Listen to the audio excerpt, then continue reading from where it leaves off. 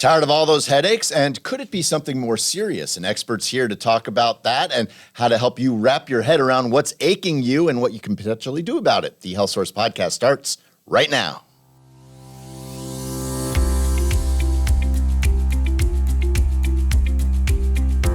You are listening to the Health Source Podcast, presented by the Marshall Health Network. Now here's your host, Rick Welcome Lord. inside the Marshall Health Source studios for this edition of the Health Source Podcast presented by the Marshall Health Network. I'm your host, Rick Lord, and today we are going to be talking about headaches. We all get them, and we all probably don't like to get them as much as we do, but could it be something a little more serious? And that's the important part here. And with us today is the expert on all of that, Dr. Lindsay Littlehales. She specializes in migraine and headache treatment. Thank you for joining us today. We really appreciate it. Absolutely. Thank you for having me. So in layman's terms, like if you were at a cocktail party and someone said, "What do you do?" How would you answer that in terms that our viewers could understand? Instead of just saying, "I'm an expert in headaches," well, what does that entail? Absolutely. So I am a headache specialist. I'm fellowship trained from the University at West Virginia. Okay. And so I treat all kinds of different headache pain. Specifically, I see a lot of migraine headaches because that is one of the more common types of headaches that would bring someone to a doctor for evaluation, particularly because it's the number 2 disability in the world. And so a lot of people don't realize that, but because of that, a lot of people miss quality days of life. They miss work because of these things. And so I'm a physician who helps kind of give you your life back. That's what I like to tell my patients, because the type of treatments that I can provide to them as options for their care allow them to get back to watching their kids play sports, get back to the workplace, things they enjoy doing, their hobbies, and like I said, kind of give them quality days of life back. That's a great point because a lot of people don't think about that, the emotional toll that just living with chronic pain can take on somebody. So how do you navigate that? And we've talked a lot on this podcast about the relationship between doctors and their patients, how it goes beyond just saying, "Here's your medicine. Do we have to do?" I mean, how do you work that relationship to work them through that process of dealing with that? Yeah, that's a really good question. So as a specialist and being part of Marshall Neurology, I have the benefit of kind of designing my own schedule. So I spend an hour with each of my new patients. That way I can spend a lot of time getting to know them, understand them as an individual, ask them a lot of personal questions. We talk a lot about things like anxiety and depression because anyone who is dealing with chronic pain oftentimes will have some additional comorbidities, or which meaning other diagnosis or things that kind of ail them. And a lot of times it's anxiety and depression. And when these things aren't well balanced, then they can lead to more headaches. So I call it increasing your headache burden. Things like that, more frequency or more severity of these headache attacks that they're having. So I really do try to take a full approach with my patients and not just treat them, okay, you have headaches, here's some medicine, but who are you as a person? What are the things you wish you could do that headaches are keeping you from? And then we come up with a comprehensive plan together, a treatment plan to help them get back to their goals. That's interesting because there are, you talked about things like anxiety and depression, and obviously there are some physical triggers too, like some people are real sensitive to light and whatnot. But are there any maybe lesser known triggers that can bring on these things that people aren't even thinking about? That's a good question. So we used to talk about triggers a lot in migraine medicine specifically in the past. We're kind of getting away from that, and because what we've found is that, if you don't mind, I'm going to go into a little bit of a spiel here. But that's what this is about. So one of the things I call it my favorite handout that I hand out to each of my new patients that I see, and it's just a one-pager that kind of walks them through the 4 phases of a migraine attack. And most individuals aren't aware of that. We're all aware of the headache pain phase, right? We understand that patients get headache pain, and that might be something that requires them to lay down in a dark, quiet room or take a break at their lunch hour, things like that. What people don't realize is that an attack itself can actually be made up of different phases, and not all patients have all of these phases. So I walk my patients through the phases, and oftentimes they're like, "Oh my goodness, that's me. That's me right there." So things that you might have thought were triggers before, like eating chocolate, drinking red wine, yes, they might be a specific trigger for an individual, but as a whole, they're not really triggers for everybody. These are going to be things like what we call the prodrome phase. It's something that can last a couple hours to a couple days before headache pain even arrives. And these can be things like extreme sensitivity to light and sound, things we think about with migraines, but they also can be brain fog, word finding challenges, concentration issues, dizziness, too much yawning. Some people go to the bathroom a lot and urinate. They get neck pain, neck stiffness. These aren't things that people realize are actually components of migraine attacks.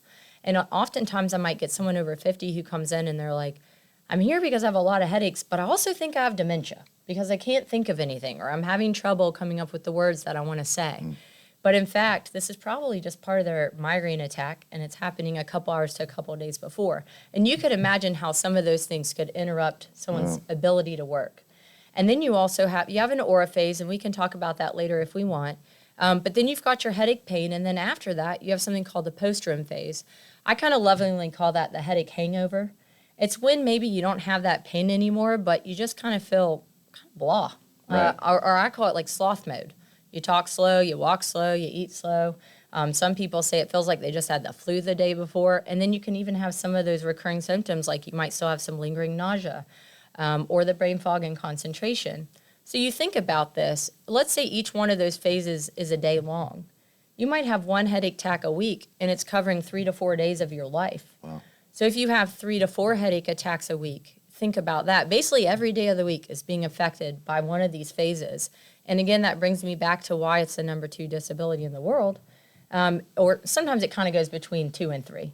But essentially... Well, we don't have to worry about semantics. Yeah, I guess that's true. Close enough but to the bad. point is that that's why it affects so many days of someone's life. It's not always just the day where they have the headache pain. It's all these other symptoms. Let's say you're an accountant and you deal with numbers and you have brain fog. That's probably not going to work out very well for you. So that's how it can cause disability. And who knew? I mean, people are like, oh, my head hurts. I mean, there's a lot goes into this. Absolutely. And we talked about the relationship and trust that you need between doctors and their patients. There's some element in that as well, because it struck me when you said, sometimes you have to walk them through and then they're like, oh, that's me. Yes.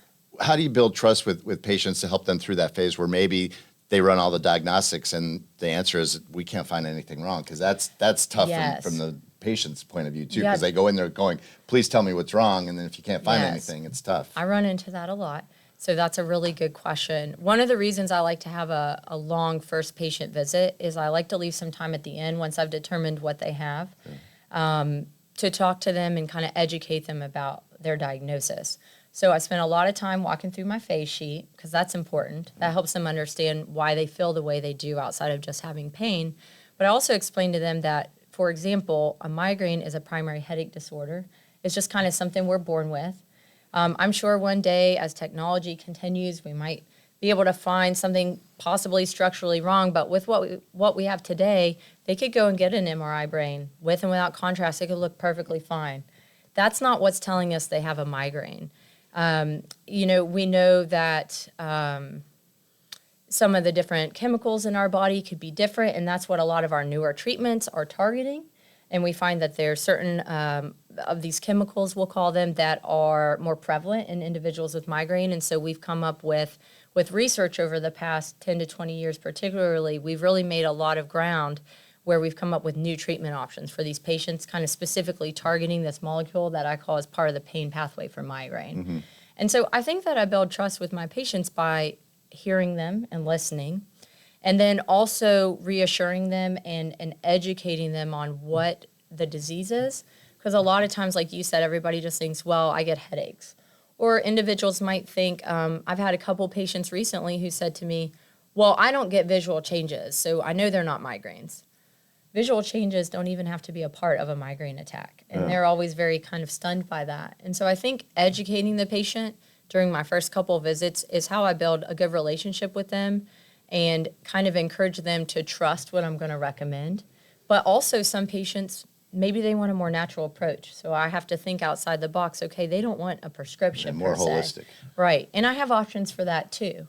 And sometimes they introduce me to things that I didn't know about, and I can go read about it. I want to delve into the newer treatments in a little bit because it is fascinating what's been going on with like neuromodulation devices and things like that. But Absolutely. You brought up something that was very interesting too, in that even if you can figure out what's wrong with somebody, there's no like one size fits all blanket approach. Oh, yeah. For instance, like I have a gene mutation that's passed on through my father, and I pass it along to my 3 boys. It's like the gift that keeps on giving. Oh, yeah. But it makes us more prone to seizures.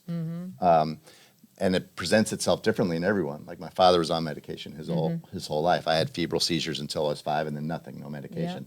One of my kids just had one seizure and then nothing else, so he was never really technically diagnosed. Right. Another had to get on a cocktail of different medicines before they found something that works. So even though it's the same gene mutation in the same family with very similar DNA, it presented itself way differently in all of us. I mean, I assume that that's a challenge with migraines as well, is there's no just like one thing that's going to work for everybody, even if it looks similar to something else. Yeah, one of the things I tell my patients, because as a specialist, oftentimes I'm getting patients who have been more resistant to treatments, kind of the first line things that their primary care doctor might start or even another neurologist.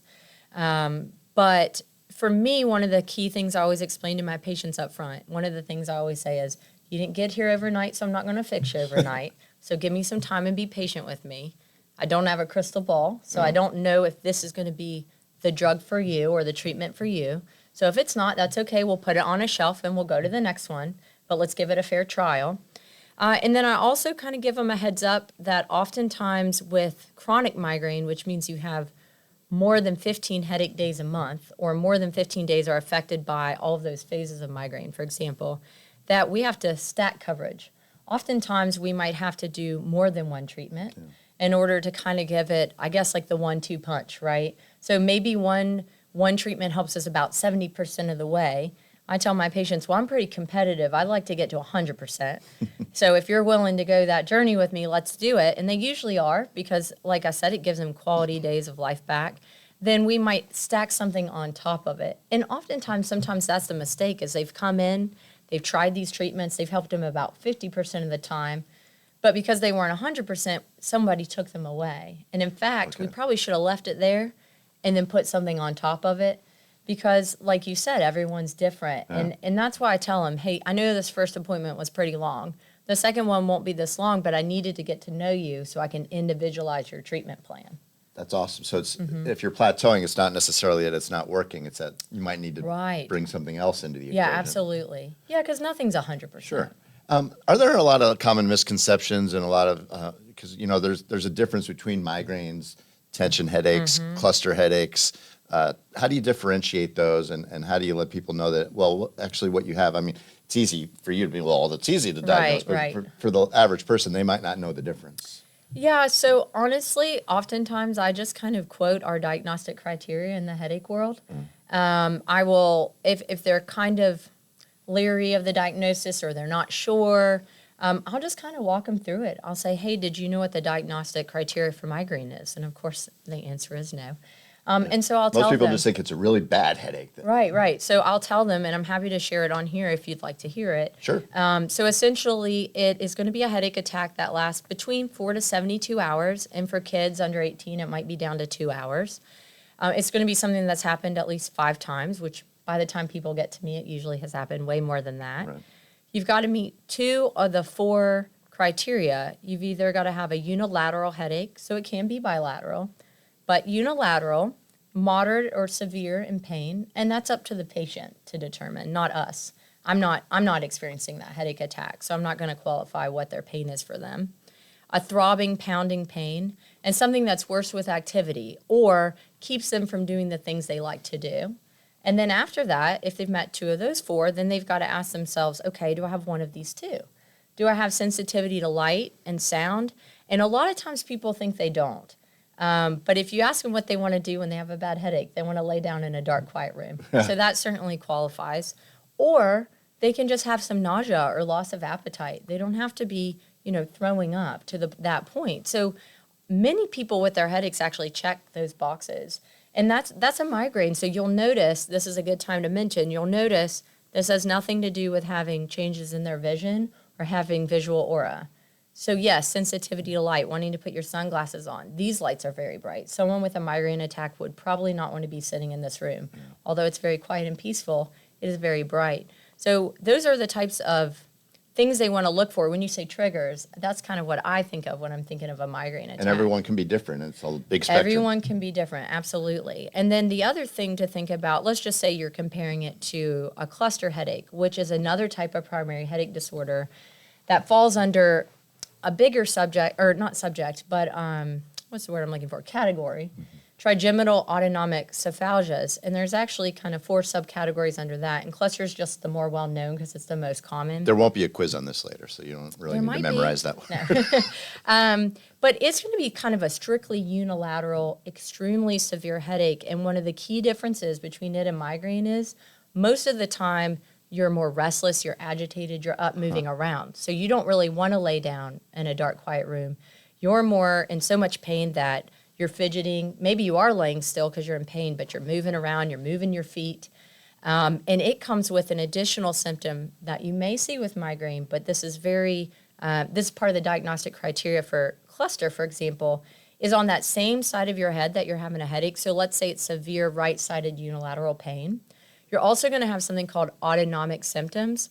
That's just a fancy word for things like your eyes watering, your nose is stuffy or runny, your eyelid droops, your face gets sweaty. I always say, does something funky happen on the same side of your head where your head hurts? And I just try to bring it down into kind of layman's terms because sometimes they'll be like, yeah, actually, I can't breathe out of my right nose. And people might mistake that for a stroke or something that's cardiological rather than neurological. Yes, that happens a lot of times because, we mentioned earlier aura. So about 10% of people with migraine attacks might have an aura, and about 90% of those people, so 9 out of 10 of those people, is visual. But there's actually other categories of aura. So some people will get a numbness and tingling in their arm or leg before their headache starts. Some people might not be able to use an arm or a leg. Wow. And so those are examples where they might end up in the ER for a stroke, which you should, if those things happen to you acutely and they've never happened before, you should go to an emergency room and be evaluated. But oftentimes they leave with no answer and they're like, I could have sworn I was having a stroke. And the missing component was, and then a headache followed within an hour. And so that could even be a migraine attack with something that looks like a stroke. Yeah. So that happens a lot, actually. And you said before that you can't predict the future. No. So what kind of challenges do you see in trying to diagnose migraines in early stages or maybe with some atypical presentations? I think the number one thing that I see patients consistently say is, I have sinus headaches. Oh.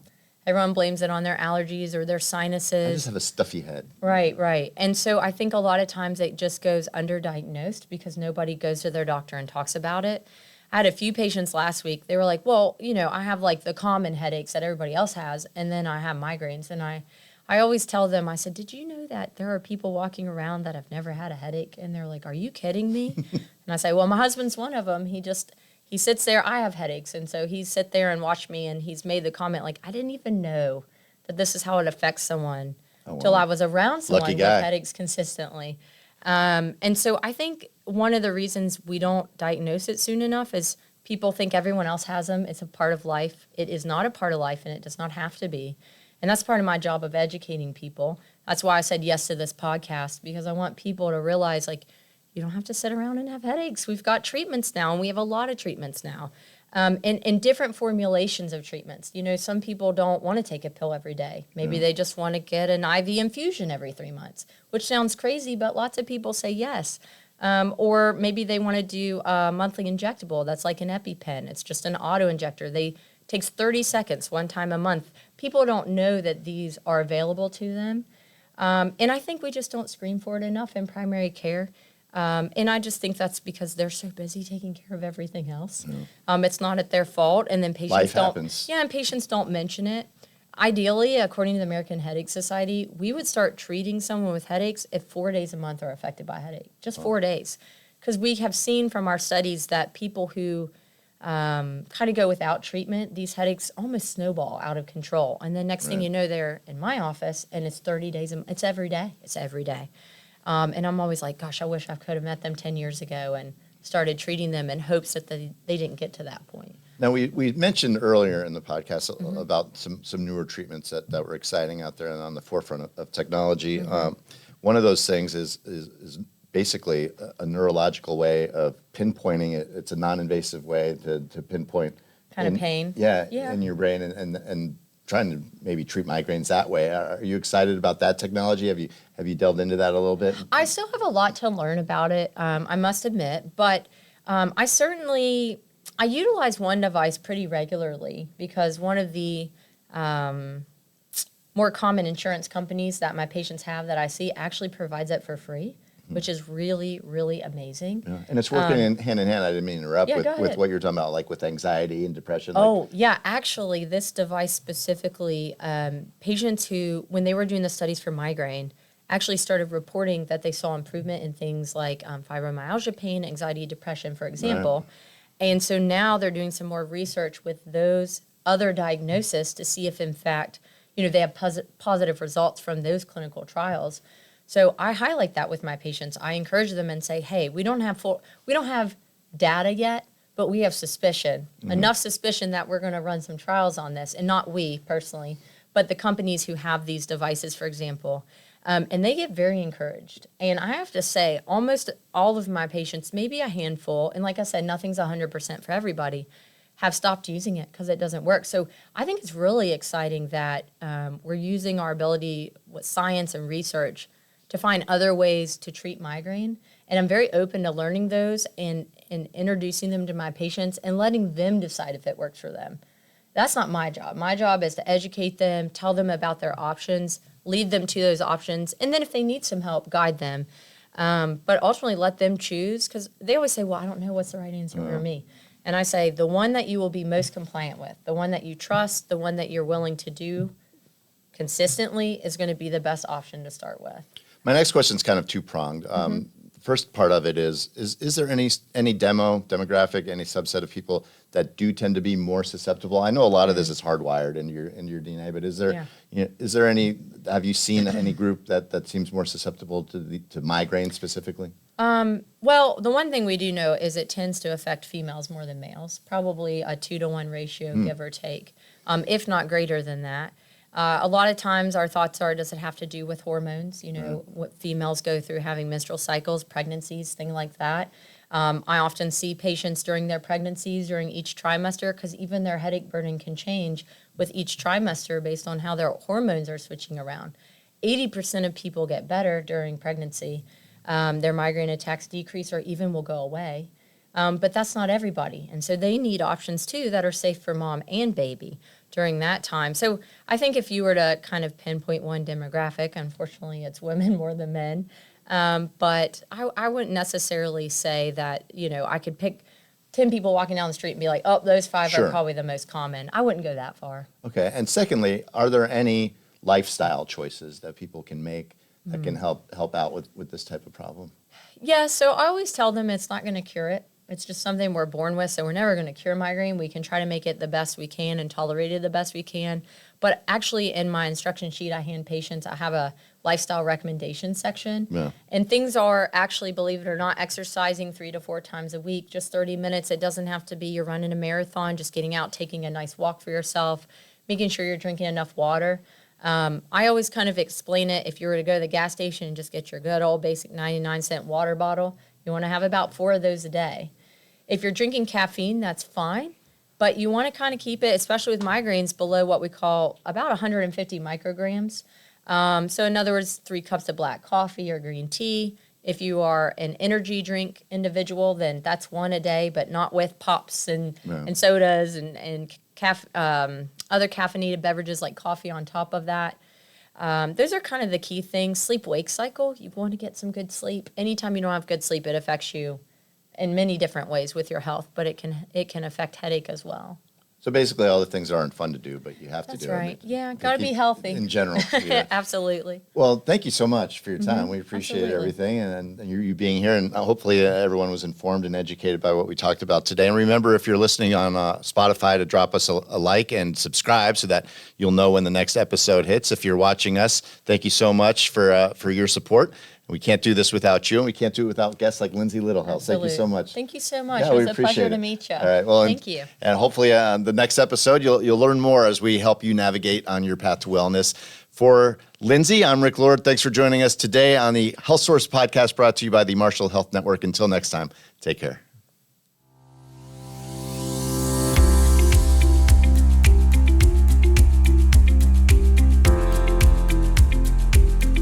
That was the Health Source podcast, presented by the Marshall Health Network.